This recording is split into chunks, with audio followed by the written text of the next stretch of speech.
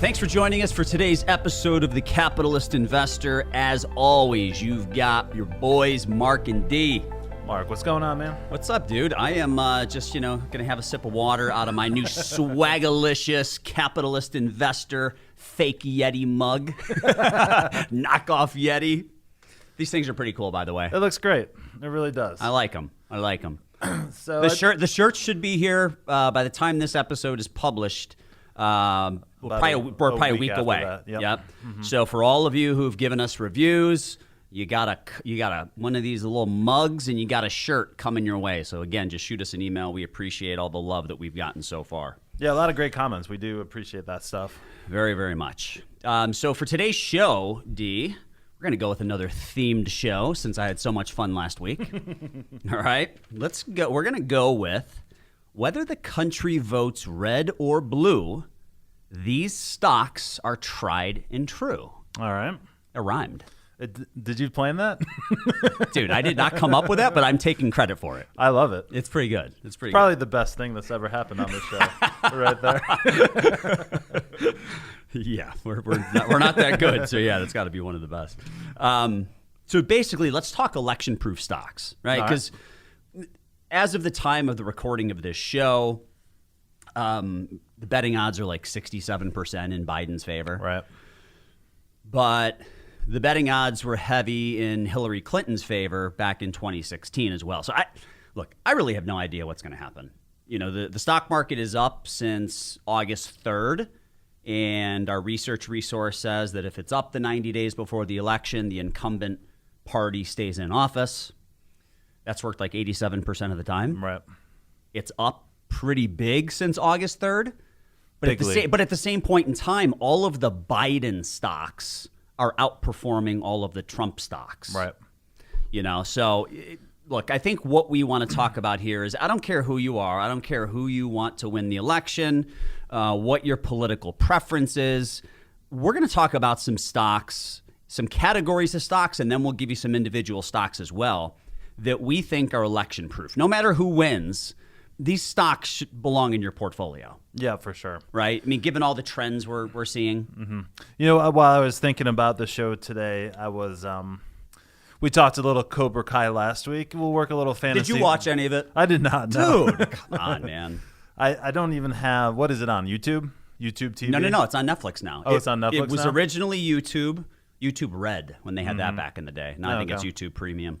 But now it's on Netflix. So they have the first 2 seasons out, and then season 3 comes out soon, and they just signed on for season 4. All right. Well, I got no excuses, so I'll get right on that. It is really bad, but you're going to love it. All right. So, yeah, I was thinking fantasy football, you know, so I'm sure a lot of people play fantasy football out there. Maybe some people don't know what I'm talking about at all. But these stocks that we're going to talk about today, I kind of like them to the fantasy football play, because if you're contemplating between 2 different players in fantasy football, I always give the edge to the better actual football player, right? Yeah. Not who's, in the best situation, the actual better football player. I think a lot, at least on my side today, will be just really good companies, really good stocks that once all this garbage in the political season is behind us, that are going to be good companies, are going to be good in your portfolio. Yeah. So that's kind of what I'm looking at. I agree, man. I think that's exactly what we're trying to get to. And I also agree that it's a lot of these big companies that are able to stand the test of time, right? And perform well regardless of who's in office. So, kind of as we look at, just a lot of the stuff that we have going on, I mentioned the betting odds are in Biden's favor. I want to say it's like 67% right now. So very, very skewed towards Biden winning. But I believe on the date we're publishing this, there will actually be a debate, the second and the last presidential debate. So we'll see. We'll see what happens after that. But as of now, the edge definitely is looking like it's on Biden's side. Right. But there certainly are some opportunities that we need to consider. So I think, first things first, D, let's talk about the consumer, right? So the consumer's strong. Right, and the the consumer makes up 70% of our economy, right? So as goes the consumer, goes the economy, goes the stock market, right? And we've been saying that for a long time now, right? Right. The U.S. consumer is really, really important to everything that we talk about here.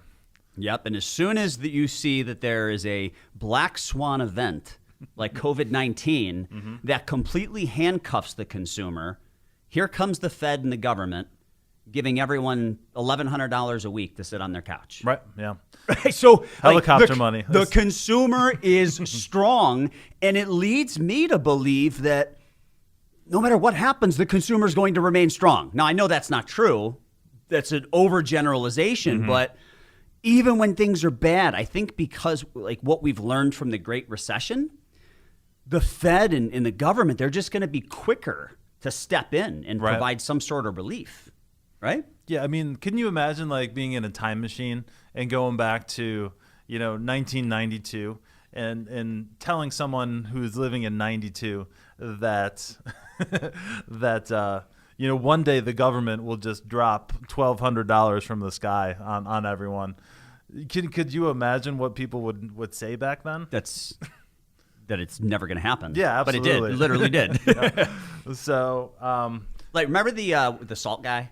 The Salt Bay? Yeah, Salt Bay, yeah, who sprinkled the salt? Yeah, exactly. That's what they did with the $1,200. Exactly. Chris, and can you do a little graphic on the video this time? Give us Salt Bay. Yep. So yeah, absolutely. And what do you think, Mark, are going to be, really some of the key beneficiaries to a strong consumer? Well, I mean, let's start with the obvious one, which is Amazon. Yep. I cannot believe how many Amazon boxes I opened yesterday. I am considering boycotting. I might actually hide my phone from myself.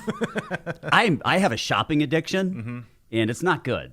It's a big problem. It's a problem. Do you got the one-click buy now? Yes. It's a big problem. Like, oh, I need that. Boom. Can't do it. And it shows up on your doorstep 2 days later. I had these boxes, and I'm so lazy. Like, I know I bought the stuff, but I don't want to open it. So the boxes, I won't even take them into my bedroom. I barely move them in from the front porch, just barely, right inside the front door. And they just stacked up, and they stacked up. And I'm like, I got like the Leaning Tower of Pisa here. Right? I gotta open these things, right? So look, I think the biggest no-brainer when it comes to the consumer is Amazon, because they offer the consumer a completely frictionless experience. Yep. Right? It's just way too easy. It's unbelievable what they have done. Honestly, it really is. You talk about game changers, and obviously Amazon is one. But for Amazon to decelerate or have their stock go down significantly, someone's going to need to come in and disrupt them, right? Good luck. Who's going to do that? How do you do that? It's incredible. It really is, and they got everybody, man. They just got everyone. That the Amazon Prime books will be written about that because it was just so smart on so many different levels, and they got everybody, and they. What I like most about Amazon is it's not just a company that's going to ship out a bunch of boxes. They got the streaming service, the cloud. Yeah, the cloud stuff is just so huge for really the next step in our evolution.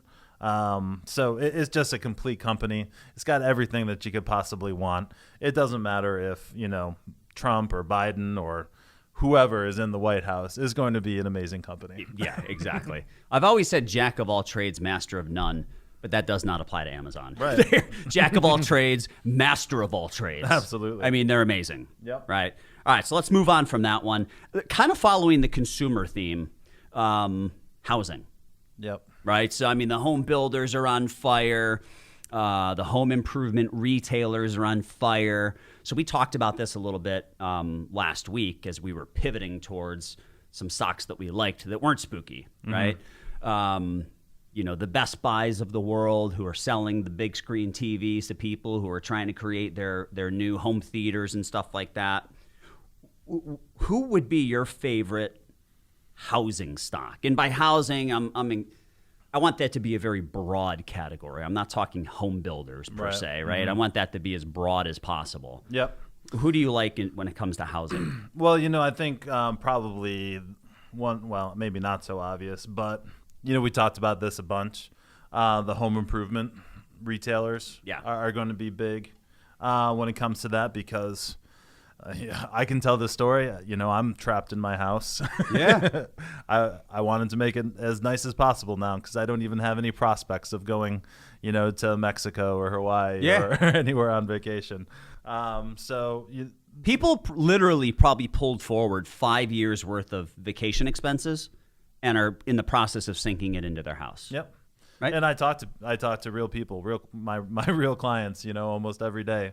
And I see that stuff happening. Yeah. So, I've always been, well, right now I would say I'm kind of partial to Lowe's over Home Depot just based on the run up that we've seen in the last 6 months. But again, I don't want to say no brainer because obviously, those stocks can go down, but that is a category that I'm a big fan of. All right. So I like where you went with that. I'm going to go with something with a stock no one's talking about. All right. And it's one that we have in our portfolio. It's Mohawk Industries. Oh, okay. Right. So Mohawk it's the world's largest manufacturer of flooring, from carpet to tile to hardwood floors. Mohawk, right? These home builders and home improvement retailers, they're up like 30, 40, 50% this year. Yep. Mohawk is down like 25%. That should not be the case because even Sherwin-Williams, the most cost-effective way you can make over your home by painting your walls, right? Even that stock's up like over 20%. I mean, I don't have it in front of me, but I think it's up over 20%. Yeah. Mohawk is down 25%. Why? Because there's a big lawsuit against them. Mm-hmm. We love stocks that are good companies, that are trading at good valuations, that have some controversy around them, because it gives us a buying opportunity. Right? So my take is that lawsuit overhang is 100% priced in, and I think you're going to get a little bit of a catch-up trade. If you missed out on the housing trade, I think that's your opportunity. Yep. Right? That is just... To be honest with you, that's amazing content right there. You are welcome. That is a great pick right there. You're welcome. So, add that one to your personal account. Yep. So, and that's a good point. I have some personal history with Pulte. Pulte is building in my development that I live in. Yeah. And when you talk about a run-up, because I have owned this company for a long time now, so full disclosure there. But, man, it was down to $17.74 at the bottom in March. Yep. And now it's up to almost $50. Yeah, so it's a good one. I really do love that company, but that's seen such a big uptick. But you also combine that with you don't really know right now where the White House is going to be on really the tax structure in this country. Yeah. And that can throw a wrench into big ticket items like, building a new house. But with interest rates at all-time lows, that kind of helps too, right? Absolutely. So you got headwinds and tailwinds. I like Pulte. My favorite home builder is D.R. Horton. I'm not going to spend any time talking on them because we got to move forward. Yep. Infrastructure, right? So it is very likely that we're going to see a big infrastructure package, right? Whether it's new roads or 5G cell towers, right? No one really thinks of that as infrastructure, but it is. Right, absolutely. There's certainly some opportunities within infrastructure. Mm-hmm. What's your pick there, D? Well, it's kind of one that we have in our portfolio, so full disclosure on that, but Next Era Energy. I hope you're not recommending stocks that we don't own. That would not be a good thing to do. No. We should probably own them. So NEE for everyone out there. But yeah, it's really we've just seen such a crazy political climate in the last 4 years. They were talking about infrastructure being a key focus in 2016. Yeah. Right? Because it makes sense for all parties. And it makes a tremendous amount of sense for this country who badly needs that infrastructure built up. I drive over the 480 bridge here in Cleveland. Thank God they're redoing it, though. Like the traffic sucks. Yeah. But it was getting to the point where I was kind of like, should I be going over this bridge every day? And I know that's not what we're talking about right now. But in general, we need an overhaul in infrastructure. So regardless of who's going to be in office, hopefully, and it's a big if right now, but hopefully they can come together and pass some legitimate legislation for, not only the old stuff like bridges and roads and things like that, but what you just mentioned, the new infrastructure that we need. Well, so Gavin Newsom, the governor of California, recently said, I think the year's 2035, that you will no longer be able to purchase a gas-powered vehicle in California as of 2035. Maybe it's 2030. I don't remember the date. It was probably at least 10 years away, but maybe not more than 15, right? To kind of give people an opportunity to cycle through their gas-powered cars and stuff. Imagine the infrastructure build-out that needs to go into play for that to happen just in California. Right. And there's a chance that could trickle through to some other states as well. But making sure you have all those charging stations. Oh, yeah. Like that is a complete makeover, right? And their energy grid isn't too good right now. Rolling blackouts. Yeah. So it's not good. Yeah, absolutely. And that's, honestly, and that's one of the main reasons, well, other than the price, that I didn't get a Tesla this last time around. Yeah. It's just such a pain in the butt charging it. If our, and it's not just our building, no real office buildings, parking lots have the charging stations like they do more in California. Yep. I think the closest one to me is like Macedonia or something like that. Yeah. So it's just, you're right. It's just an incredible build out that is going to actually need to happen to make those goals come into focus. So yeah. You don't want to get stuck somewhere with a dead car. No. I'll tell you what, I was driving down to Columbus a couple months ago with Nate. We were driving down there. We hopped into my car. I knew I was going to have to get gas on the way down there. I didn't realize when the light was going to come on that I was low on gas. And we were on the freeway, and I'm like, all right, I'm going to get off at the next exit. Well, the nearest gas station was like 15 miles off the exit. I started sweating. I'm like, oh, my God, dude, this is not good. I can't run out of gas. That's never happened to me. But I couldn't imagine feeling like that driving a Tesla. No. Like not knowing where the charging station. I mean, they obviously show them once you're inside the car, but they're not close. And that was not fun driving an extra 15 miles to get to the gas station and then 15 miles to get back on the freeway. Yep. Set us back. All right. My favorite infrastructure play, I'm going to go with a lesser talked about name, Vulcan Materials. All right. So Vulcan, and I'm not going to spend a lot of time on them either, so we can continue to move forward, but they're one of the largest producers of construction aggregates, asphalt, sand, so all that stuff that you need when you're engaged in the construction business, right?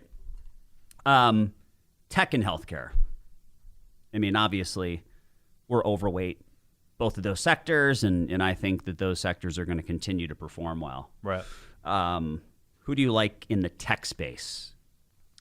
Honestly, there's a lot of names that I liked going through this, but when we talk one. Gotta pick one. When we talk about just the solid companies, Medtronic, it's really just been a solid, steady performer. Yeah. And since kind of the theme is doesn't really matter who, Democrat or Republican, I forgot your rhyme already, but it doesn't really matter who's going to take office for this company. It's just a well-run company, So I don't even know if you picked healthcare or tech there. Medtronic is medtech, right? So that's a hybrid company. Both, yep. Yeah, I don't know where it's classified. I think it's a healthcare company, but yep. No, they're awesome. I mean, we also own Intuitive Surgical, which is I think a a great med tech company, right? Where robotics, robotic assisted surgery is going to become more and more prevalent over the course of the next several years, right? Any specific tech names that you like? So my notes did say tech and healthcare, and I jumped right to more of the healthcare. You got me there. Well, hey, you know what? But it's a tech healthcare company. It's med tech, so it kind of fits the theme, right? For my tech, I'm going to go with a boring company. I'm going to go with Apple. I would take that one, but I'll pick a different. Were you going to take that one? No. Oh, okay. It was a toss-up for me between Apple and I'm taking Microsoft. So give me your Apple pitch. So we're basically going to be in a zero interest rate environment until, what do you think, at least 2022? At least? Yeah. Maybe a little sooner than that, but I've heard some people say 2023. I wouldn't doubt it. So when I look at Apple now, it's almost like a safety trade almost. It is. It's like buying Kraft, although that's a bad example because Kraft stock kind of sucks. But it's like macaroni and cheese model, right? Yeah, right. So they sell Band-Aids, right? And you cross that with 5G coming out. That I think is going to be a big catalyst for people swapping out their phones. A lot of people, a lot of talk about that through the years. So we don't need to really belabor the point. But Apple is just, when you look at what happened in 2020 with Apple, I clicked off the screen so I don't have the numbers in front of me. But I believe it only went down roughly about 20% down to the lows in March. And it's more than doubled in price since its low in March. So it's crazy. When I was looking at trying to find, everyone's gone parabolic. Exactly. Yeah. On the way back up. But what are the companies that didn't go down as fast as everybody else? So Apple, and I agree. It's like a safety trade. Yep. Right? And we talked about this a few weeks ago. Normally I would consider Apple to be a hardware manufacturer, right? Because over 50% of their sales is still the iPhone. Okay. Obviously they're layering in services and wearables and stuff like that. And they're trying to transition towards more services, right? But the iPhone is their core product. And we talked about Apple being valued as a hardware company versus being valued as more of a consumer goods company, right? Like Procter and Gamble, toothpaste, right? And I think that argument is potentially valid because everyone has to have a phone, right? So those can get a multiple of 25 to 30 times, right? Because everyone's going to continue to buy toothpaste. Right. If you don't, you're disgusting. Okay? Everyone's going to have a phone, maybe not an iPhone. They did lower the price points. Right. I like the mini phone they're coming out with. Yeah, I saw you tweet that. I can actually fit it in my pocket. I know. I mean, normally my phone fits in my pocket fine, but I've got a few pairs of jeans with shallow pockets, and it sticks out the top, right? So I think I might go for the smaller phone this time, which is a smart move by Apple because if they want to sell iPads, you had to offer a smaller phone. Yeah. Right? With a smaller phone, with a large phone, I can sit on my couch and I can use it for everything. Right. If I downsize my phone, then I might pull out the iPad when I'm on my couch, That's why I don't have an iPad. Right. Well, you had big phone. the Max. Right. You don't have the Max anymore, do you? No, I do. Yep. Oh, you do? That's an iPad in and of itself. Yeah, so that's, it gets everything I need right on there. Yeah. D's also 6'5", so it probably fits in his pocket. My pockets are a little bigger. I've shrunk. I'm down to 5'11" and a half. I was 6 foot a couple years ago. I went for a physical. I've officially shrunk. It's not good, dude. That's what I'm happens. getting old, man. Yep. I can feel it in my spine, But I'm going to round up and say 6 foot anyways. All right. Okay, thank you. All right. We'll allow it. Cool. So Microsoft. Yeah, Microsoft. So Microsoft gaming with the Xbox, which is a huge trend, right? My kids are back in school. My kids are still playing video games all the time. Oh, yeah. I mean, it picked up it kind of ticked up another notch during the pandemic, but it hasn't gone away. So I like the gaming aspect. That's a very small percentage of their business. What I really love about Microsoft is the cloud. Office is installed on every single PC in the world, right? Yep. Zoom's stock has taken off. We still use that for our team meetings. I'm probably going to end up switching over to Microsoft Teams. Yeah, right. I mean, Microsoft. It's a well-oiled machine versus Zoom, which is just it's always clunky. You know, people have issues with it, and I've had some links go bad and had to like restart meetings. So I think with Microsoft, you get everything you're looking for. Right. In the new normal, right? Apple's another good example. They're not as much in the cloud, but mobility is important, right? So I think within tech, between mobility and the cloud and or virtual meetings and stuff like that, I think with Apple and Microsoft, you kind of have your bases covered there. For sure. Right? Last one we'll wrap up with international, because if you're afraid of what happens in the U.S., why not just go international, right? What's your international pick? Well, I don't want to take yours, but fine, take it. you can start. There's a lot of there's no right or wrong answers necessarily when you do a show like this, but international, I think it has to be Alibaba. Yeah, and this is a very simple explanation. If we love Amazon, why not love Alibaba? Yeah. Right. So the growth potential that they have is insane. Well, they've got 4 times the total addressable market of Amazon. It's crazy. That's a big difference. Yep. And they have the blueprint for how to do it. They don't really have any competition. Well, I'm sure they're stealing Amazon's ideas. Oh, yeah, no doubt. That's what they do. They're probably stealing our ideas right now. They are. Just like they're listening to us through our phones right now, right? Yeah, no doubt. But yeah, that's an easy one. Alibaba. I like that one too. Any final thoughts, D? That kind of wraps up what I wanted to talk about today. Yep.